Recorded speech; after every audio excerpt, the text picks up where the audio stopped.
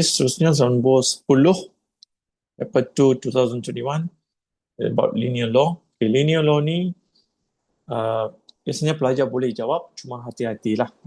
Dan juga harap anda semua boleh jawab jugalah. Dan juga harap boleh dapat markah penuh. Alright. So, jadual satu menunjukkan nilai-nilai bagi dua pembuli ubah X dan Y yang diperoleh dari satu eksperimen. Pembuli ubah X dan Y dihubungkan dengan persamaan inilah. Okey. Dengan keadaan H dan K ialah pemanglar. Alright.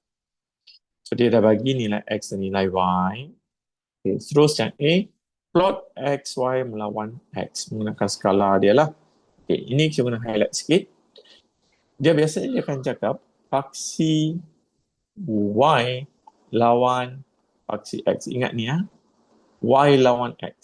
So maksudnya bila dia cakap XY melawan X, maksud dia paksi Y dia XY, paksi X dia X. Itu maksud dia lah. Okay, ingat sentiasa paksi Y lawan paksi X. Itu cara dia cakap lah. Alright, so dia dah bagi 2 cm kepada 1 unit pada paksi X dan 2 cm kepada 0.5 unit pada paksi XY. Alright. So sekarang kita perlukan info. So info yang kita perlukan adalah XY dan X. X dah ada. Okay. So why not you do a table down here. Buat table. Okay. Ini untuk X, ini untuk XY. Sebab kita nak buat XY lawan X, right? So X and XY lah. So X just simply take this one lah. Memang dah ada. So 1, 2, 3, 4, 5, and 6. Okay. Alright. So macam mana dapat XY? Just simply darab lah. X dah ada. Y dah ada. Just times lah. Ini 1 darab 3.25. So 3.25. And then 2 darab 1.28. So 2.56. Just times. So dia nak XY. So just times X and Y. Alright. So 1.74 cikgu dah kira tadi. So 1.00 and then 0.25 and then negative 0.54. Then after that, I draw the graph. Okay, cikgu tunjuk graph Okay, cikgu tunjuk graph.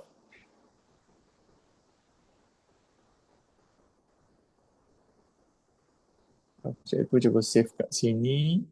Okay. Alright, ini graph yang cikgu lukis lah. Alright. So, nampak ini okay, XY. Okay, XY kat situ. Alright, and then yang paksi X cikgu lupa nak tulis. So, X. Alright. And then cikgu lupa letak kosong. And then follow the, what do you call, unit yang diberi lah. Okay. Tadi paksi X ni 2 cm kepada 1 unit kan. So 2 cm ni, okay. Tadi cikgu perasan dalam buku tu dia tak cukup 2 cm. Tapi dalam standard graph, satu petak besar ni adalah 2 cm. Okay. Dalam buku pasir question tu dia macam tak cukup 2 cm. So, my advice better use the graph paper secara berasingan lah. So, dia memang akan ikut 2 cm. Satu petak besar ni 2 cm lah. Alright. So, and then itu yang cikgu letak situ. 2 cm 1, 2 cm lagi 2, 3, 4, 5 and so on.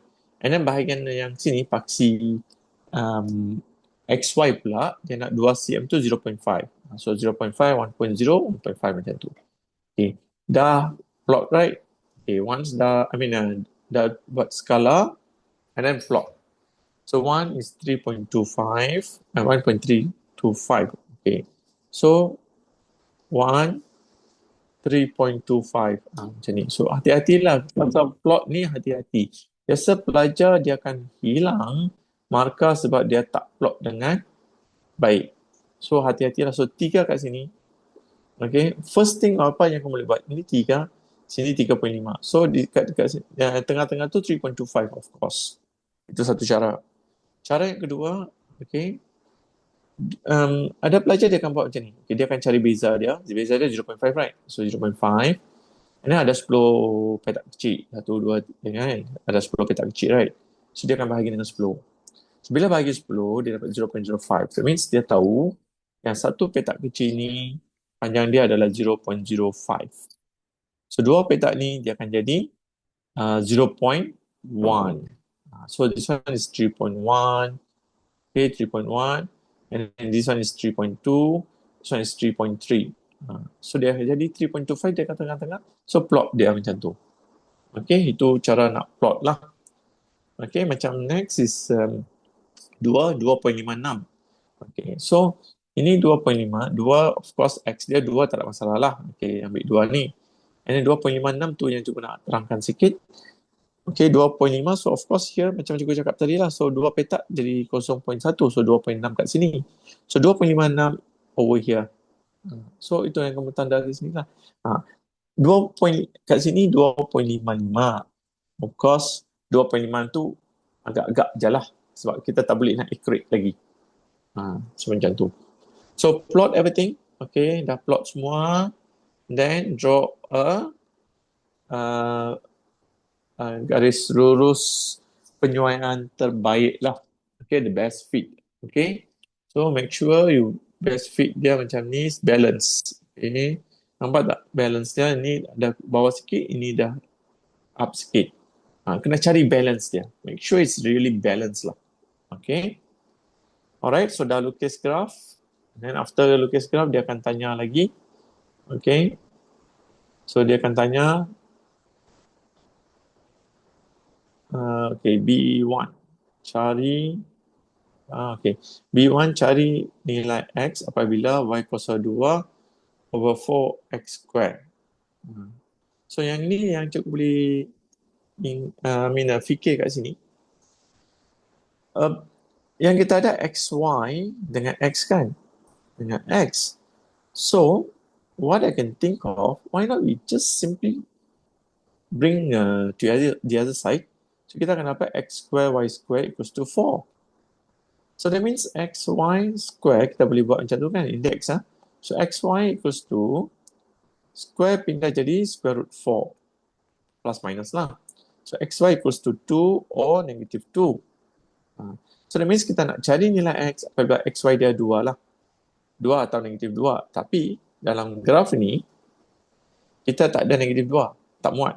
Okay, so we just stick. And then one more thing, kalau kamu notice, dia nak nilaikan nilai-nilai. Dia nak value, only value. One value enough. Okay, so I'll just take the 2 here. Okay, of course guna pembaris. Tarik dia sampai kena graf. And then tembak dia pergi bawah. Sebab bila kamu tembak pergi bawah, barulah kamu akan dapat nilai X. Okay, which is 2.65. Alright. Dah, and then yang B2.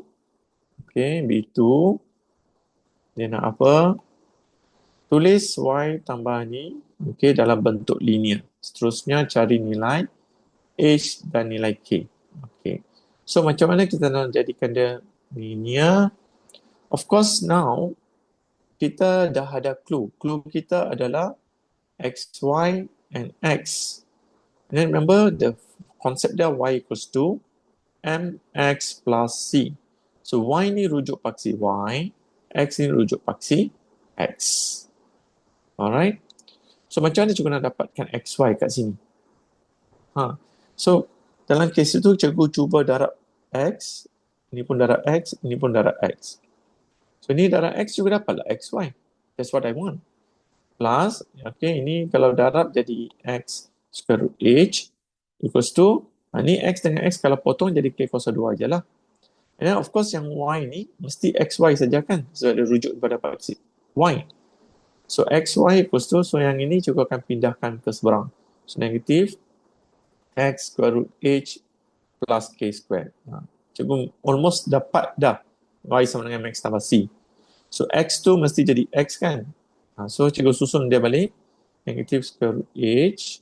Okay, ini kecurunan dia. Okay, kecurunan. Actually, kecurunan dia, and then kecurunan, dan cikgu letak X kat belakang dia lah. So, cikgu dapatlah, remember MX, right? So, cikgu dapatlah. So, from here, I know this one is kecurunan. Okay. Alright, so cikgu padam semula. equals to negative square root h x plus k kuasa 2 lah. Alright.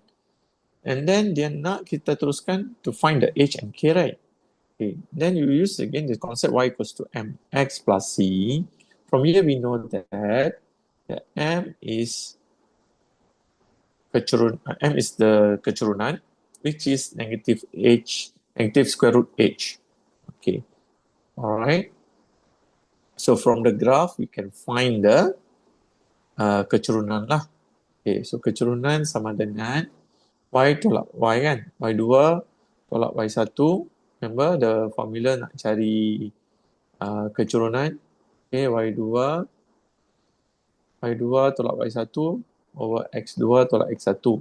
Maksudnya kamu perlukan dua koordinat. So dalam kes ni juga nak ambil koordinat ni, which is 0, 4. And one more I want to take this coordinate. Make sure koordinat yang kamu ambil tu melalui graf garis lurus yang kamu lukis tadi. Make sure it's on the line. So juga ambil yang inilah. So keturunan tu juga dah boleh cari. Okay.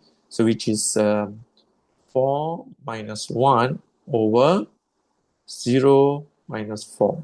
So cikgu akan dapat negative 3 over 4. Okay. Now back to here. So negative 3 over 4 is equals to negative square root h, right?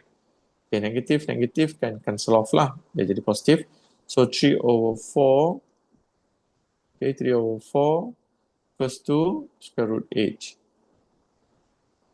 Okay, so h equals to 3 over 4 square. So h equals to 9 over 16. Dah selesai. Okay, how about the k?